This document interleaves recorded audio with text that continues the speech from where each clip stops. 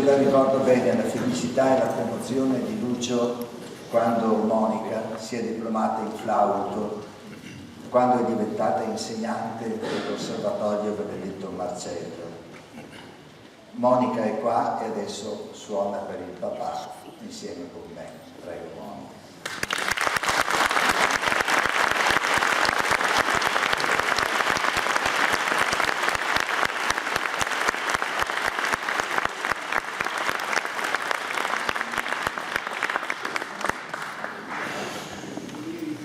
Non molto tempo fa il coro Marmolada doveva partecipare a una messa molto importante. Le messe dovrebbero essere tutte importanti, ma c'è quella importante e quella meno importante. Nella mia valle, per esempio, ho scoperto che le campane vengono suonate con obito da Siori e obito da Poirì. Ecco.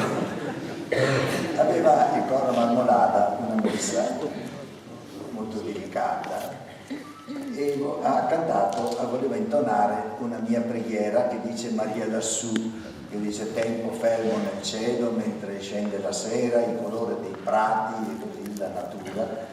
Ha detto non potresti inventare una melodia per Monica che faccia da contrappunto, da controcanto? Certo, lo facciamo.